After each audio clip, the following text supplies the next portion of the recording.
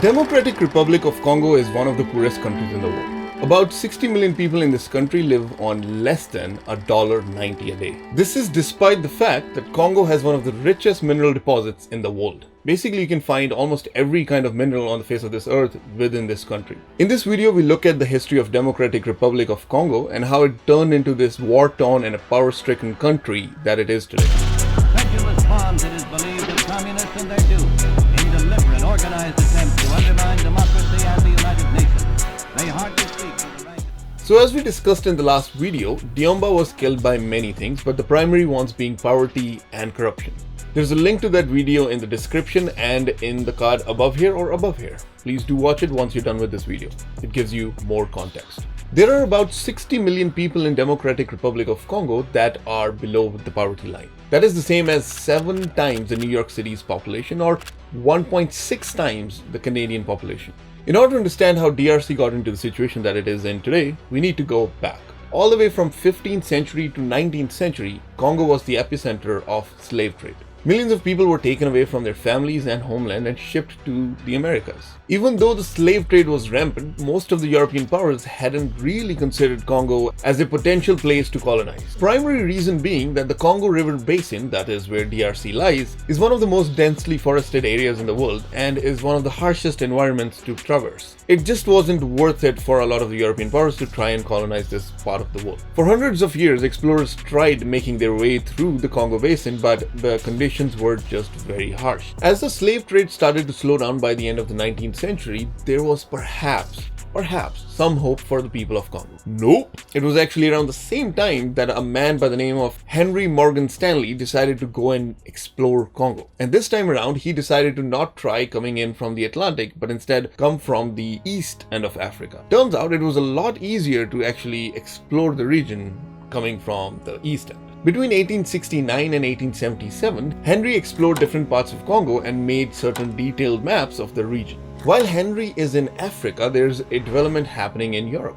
For this, we have to look at the country by the name of Belgium. My favorite part of Belgium is it's one of those countries that had to fight for its independence from the Netherlands. And one of the first things they do as soon as they get their independence is find themselves a king. Like, what? Why would you find yourself a king? I don't know, be democratic or something. At first they tried offering this kingship to the son of French king back in the day. And he was straight up like, nah dude, I don't want to work for my living, I can just be a prince. So they went to their second option, which was Leopold I. Keep in mind, Leopold I and his successors were supposed to be constitutional monarch, much like how it is in England, where the queen just puts up a show and doesn't really have any real power. Before we go any further, I would highly appreciate if you guys could subscribe to the channel, share this video with friends and family, it helps a lot. The first king they had, Leopold I, was actually okay-ish. It was the second king who turned out to be a bit of a bitch. It was Leopold II who wanted to set up Belgium as a world power. And back in the day, the only way to make your country a world power is by taking over colonies. You basically rule over a bunch of people, you suck the living life out of them and make a bunch of money for yourself. Now, being a constitutional monarch, nobody really took him seriously. So now the king of Belgium goes, you know what, fuck you, I got money, I'm gonna make my own colony. And this was at the same time when Stanley is coming back from Congo. With a little bit of persuasion and lavishly paying Henry, he was sent off to Congo to conquer the land for the king. A huge part of the Congo basin was seized as the personal property of the king.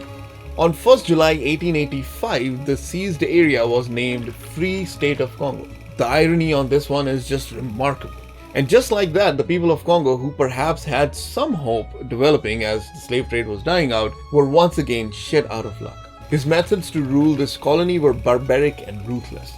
Some of the biggest exports from Congo back in the day were ivory and rubber. The colonizers had set up a quota system to maximize their profits. Basically, the villagers had to meet certain quotas of rubber extraction or else they will be punished. Villages were destroyed, houses were burned, women were raped, all in the name of punishment. Literally, kids were being taken away from their families so that they could join in the colonial army as child soldiers. The same children were tasked to chop off arms and legs if the quotas were not met. Murders, amputations, and rapes were just the normal part of life for all these people living in the Free State of Congo. Furthermore, these child soldiers were told they can earn their freedom if they kill more people than anyone else in the regiment within a given span of time. And in order to prove how many people you've killed, you were supposed to present a hand of every single person you kill. Freedom was just something that was promised, but in reality it was done so that all these young minds could be trained how to kill people ruthlessly and without asking questions. According to many sources, the population of Congo shrank to almost half its original size during the reign of Leopold II.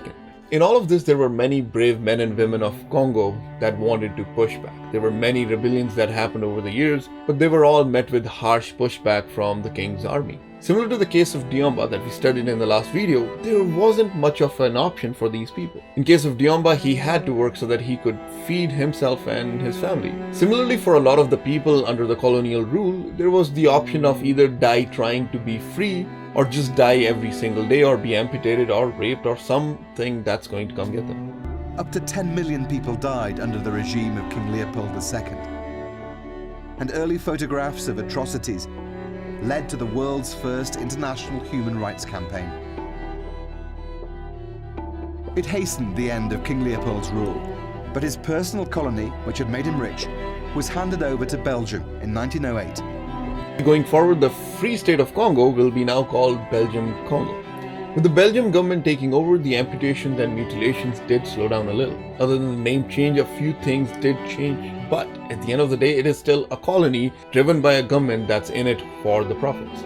The local population was still treated as inferior to the white population that ruled over them. Forced labor, abuse, rape, murder were still a thing. It was just less common under the Belgian government. Very little effort was put in to establish educational institutes, hospitals, or basically anything that would actually train these people to one day self-govern and lead a nation. The very little education that was being provided was religious in its nature. The idea was they needed to civilize these people by teaching them the Christ's way. Hold on, the colonizers are chopping their arms and shit, but the natives need to be civilized. The irony on this one strikes hard, once again. Meanwhile, the brave men and women of Congo kept on fighting for their independence. Finally, in 1950s, it was starting to get very clear to Belgian government that keeping these people from freedom is going to be a hard task. On June 30th, 1960, Congo was given its independence. Due to the lack of education within the country, there were very few people who knew how to run a country and how to lead a country. At the time of independence, the number of people who had received post-secondary education was in double digits, that is less than 100 people. Once again, Congo is at the cusp of prosperity and a brighter future. No, they're not. Right off the bat, there is a lot of instability and a power struggle within the country. The initial unrest lasted about 5 years, ending with a military coup that was brought upon by this man named Joseph Mobutu. For the first 10 years of him being in power, there was actually some progress made. He made the first hydroelectric dam in the country, started some hospitals, made a bunch of money for the country using the copper boom that was happening in the world. Just as the things are getting better for the common Joe within the country, Mobutu, who is again a dictator, starts to show his true color. You see, one of the reasons why Mobutu was able to come into power and sustain the power he had was by giving kickbacks to his close friends and people he knew. Basically, he was one of the most corrupt leaders Africa had ever seen till that point. At one point, he was on purpose stifling the growth of the country so that he can get foreign aid which he can then use to enrich his own wealth and his friends. He basically started a cult where he was supposed to be the god of the country. He lives a lavish lifestyle while everyone else suffers and continues to suffer. If anyone dared to oppose him, they were obviously dealt with in a very dictatorial fashion. You first pick them up, then you kill them, and then you make them disappear. That's what he was doing for 32 years. Mobutu was finally ousted by this guy, Kabila. He was another military head who had literally no clue how to run a country.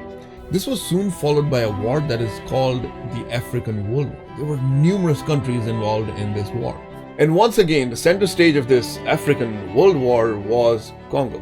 Once again, the politicians, the leaders, the warlords are profiting while millions of people are dying. Approximately 6 million people died throughout this decade-long war that happened within Congo and the neighboring areas. In 2002, the war came to an end. The war did come to an end, but it left behind a bunch of terrorist groups and organizations that are still going around, killing a bunch of people and displacing people within Congo. On peut constater ici, nous sommes à Ville. Nous ici à Ville, nous pouvons dire que la guerre est terminée. Mais dans les faits forts, la guerre continue, puisqu'il y a des milices. Since Mobutu and Kabila, there have been two different presidents and they both seem to be doing exactly what everyone else has done prior to them. That is, fill their own pockets and profit from war and the misery of all these people who exist within DRC. There are millions of people like Nicole and Diomba who fight every single day. And there are numerous people who lose the battle against hunger, against abuse, and against war every single day within DRC. Typically at the end of every single video, I like to present a solution or a ray of hope how the situation could get better. I mean, the obvious solution here would be to educate the people who live within DRC, but the same people who can give them education are involved in keeping them suppressed and benefit from them staying suppressed. If you can think of a solution that can potentially help DRC and Africa for the most part, please do leave a comment down below. I'm actually interested in knowing what can be done to solve this ongoing issue that has literally lasted over hundreds of years. In the description below, I will leave a link to certain reputable charities that are working within DRC and Africa. Please donate if you can. I would recommend after this video you check out the first part of the series where I look into who killed Diomba. I'll see you in a week from now. Peace and have a nice day, and hopefully there's better times for DRC.